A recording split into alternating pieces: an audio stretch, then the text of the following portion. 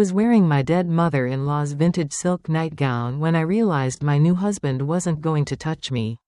He stared at me with pure, unfiltered disgust, grabbed a blanket, and went to sleep on the leather sofa, leaving me alone in a California king bed meant for our wedding night.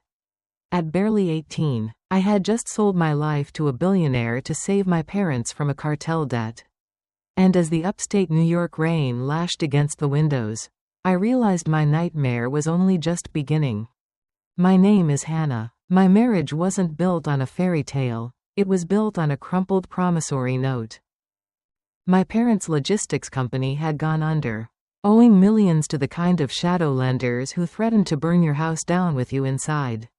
In our darkest hour, Richard Vance appeared. He was a real estate tycoon, a man who owned half the Hudson Valley. He paid off our debt in full. The price? I had to marry his only son, Liam.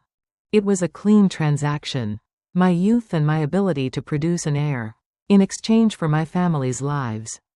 The heavy mahogany door of the master suite clicked shut, snapping me out of my thoughts. Liam walked in. He was wearing his black wedding tux, his bow tie undone, a glass of neat scotch in his hand.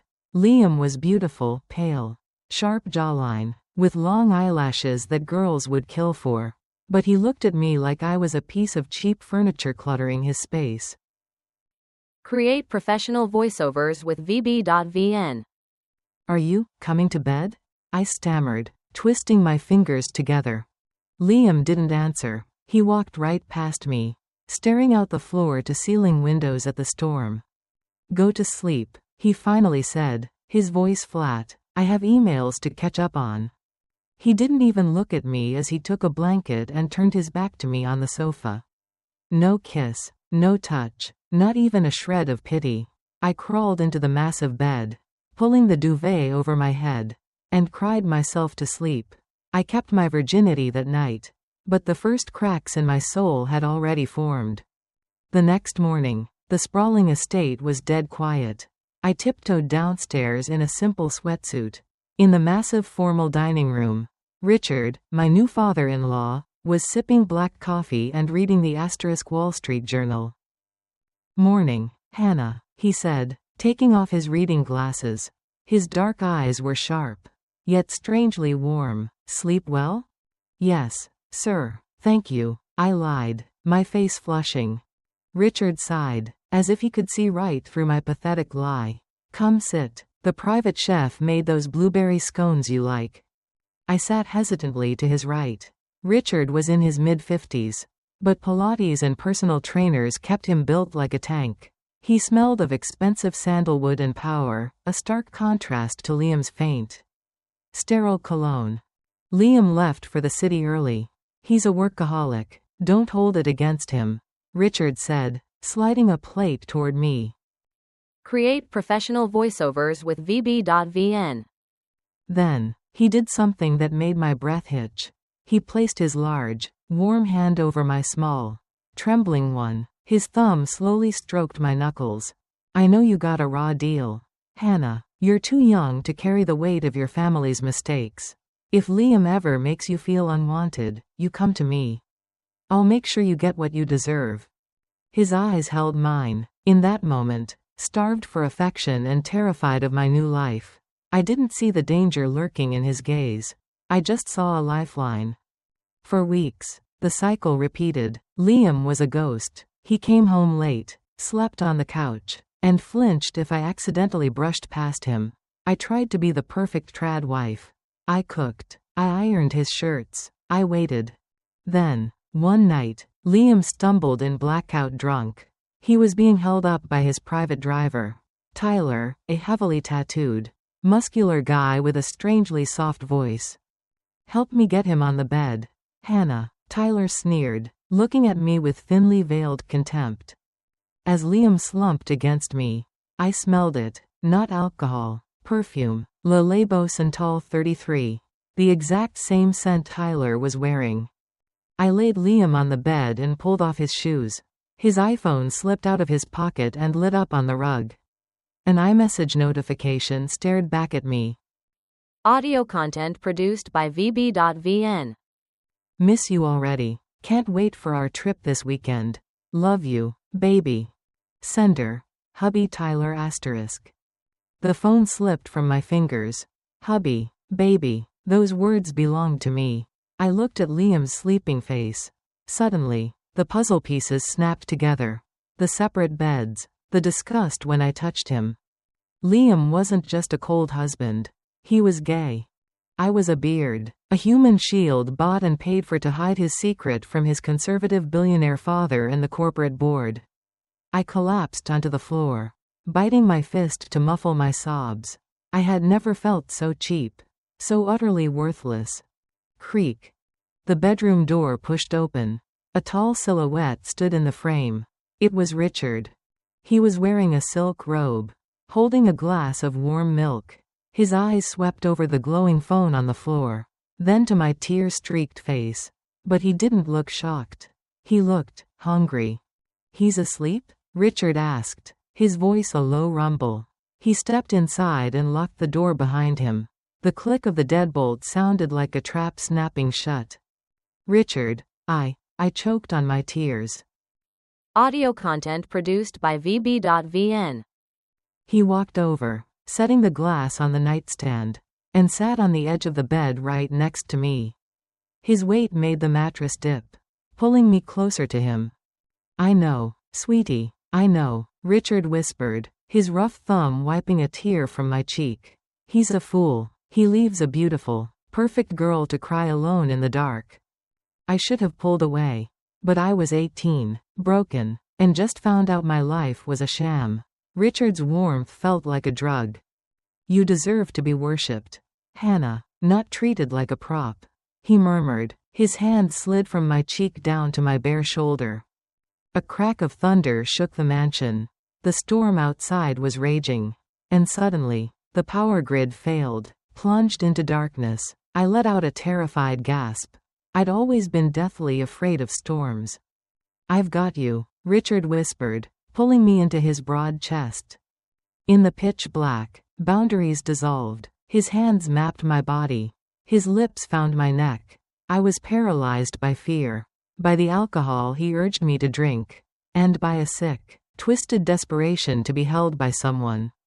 That night, on the same bed my husband refused to touch me on, I lost my innocence to my father-in-law. When I woke up, the storm had passed. I was wrapped in Richard's sheets in his master suite downstairs. On the pillow next to me was a velvet box containing a diamond tennis bracelet. A gift, Richard said, emerging from the bathroom in a tailored suit. For my woman. I wanted to vomit, but what could I do?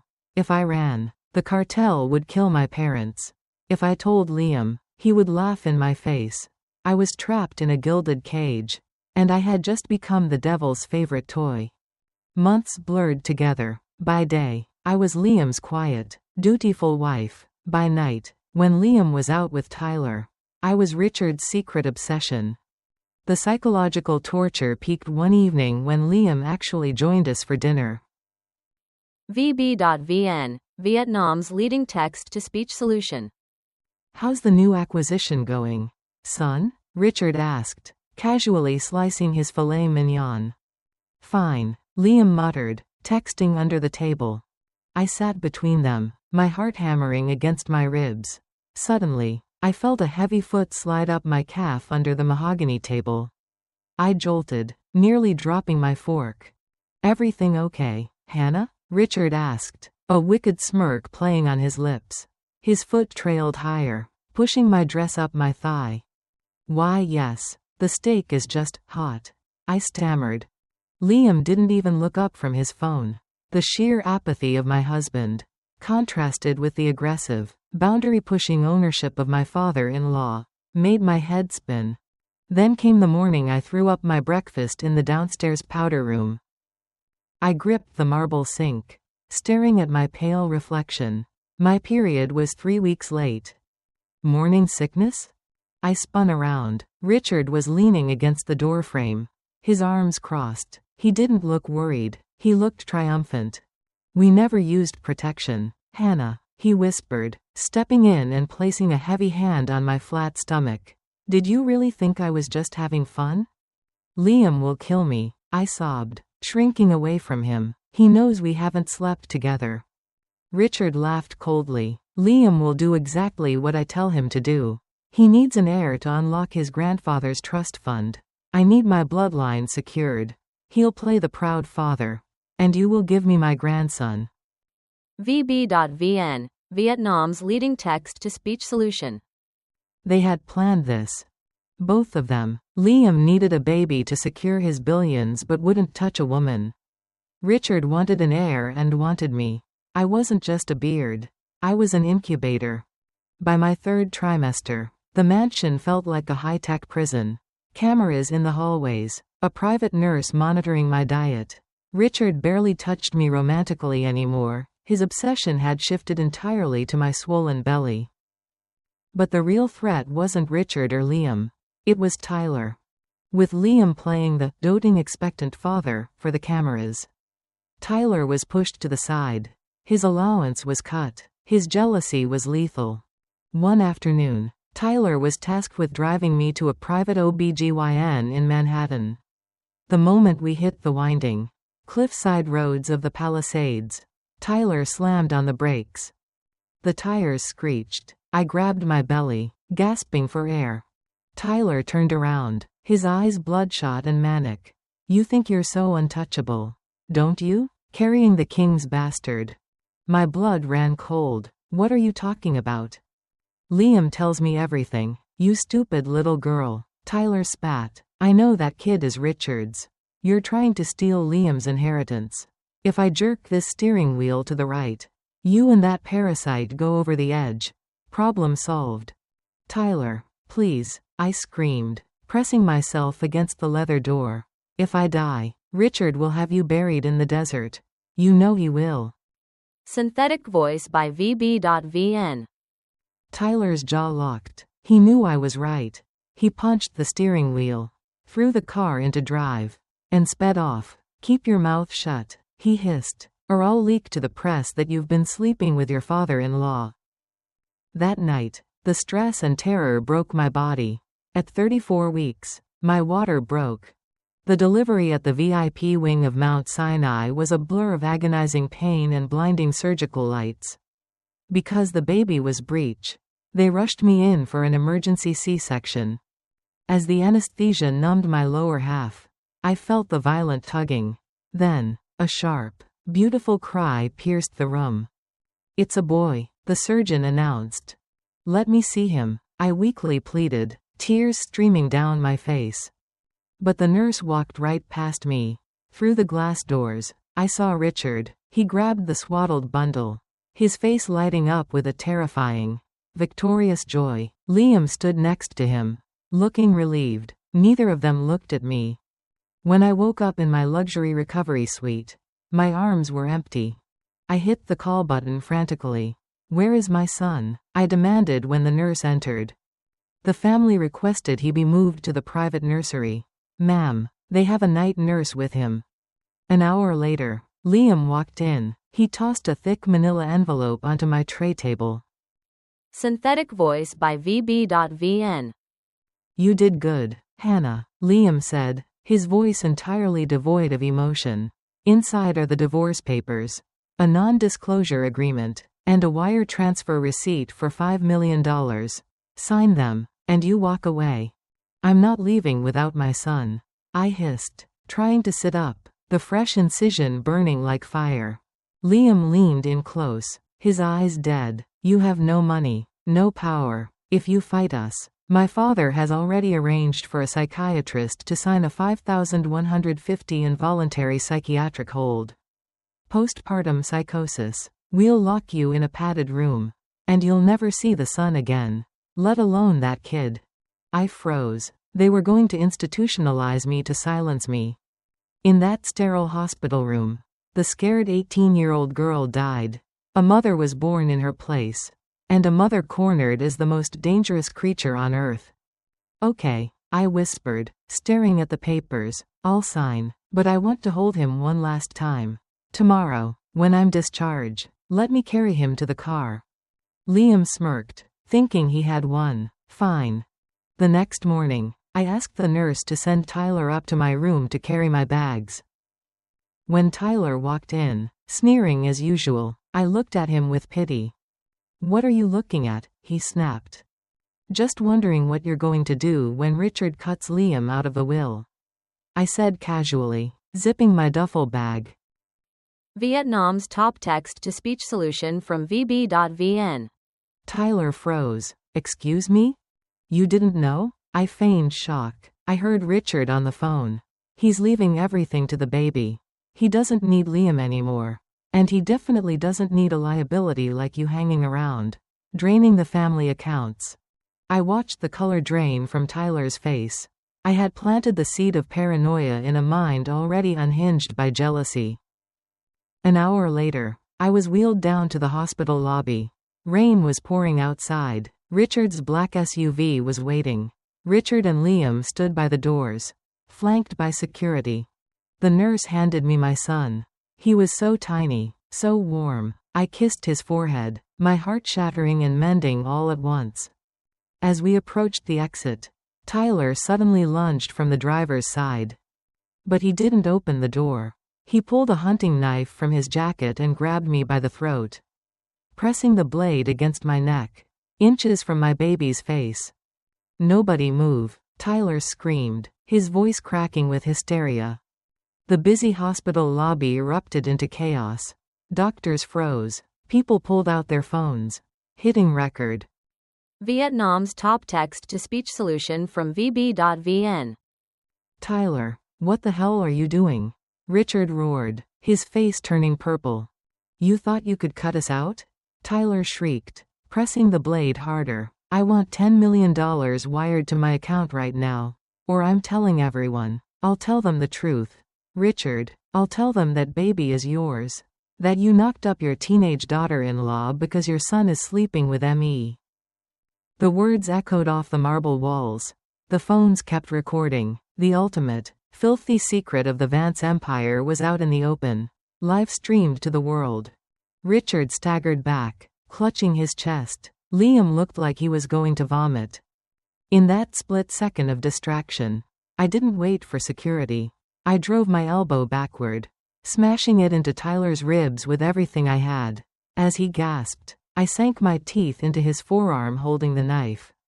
Tyler howled. Dropping the blade, I spun around, clutching my baby to my chest, and sprinted behind a pillar just as hospital security tackled Tyler to the floor. Sirens wailed in the distance. I looked back to see Richard collapse onto the floor, a massive heart attack seizing him. Liam was surrounded by people shoving cameras in his face, his pristine reputation shattering in real time. 3 years later, the Pacific Ocean breeze ruffled my hair as I carried a box of fresh hydrangeas out to the front display of my flower shop in Carmel by the sea. "Mommy, look."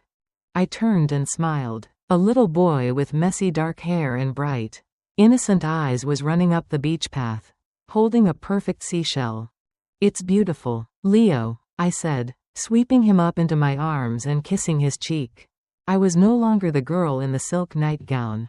After the hospital incident, the Vance family imploded. Richard survived his stroke but was left permanently paralyzed, trapped in his own body. Liam was indicted for massive corporate fraud that unraveled during the scandal. Tyler went to federal prison for kidnapping and extortion. With the help of a pro bono legal team and the massive public outcry, I won full custody. I took the settlement money, paid off my parents' debts, and moved 3,000 miles away to start over. I never told Leo about his origins. To me, he wasn't a billionaire's heir or a pawn in a twisted game. He was just mine, and as I held him tight, watching the sunset over the California coast, I knew that the storm was finally over.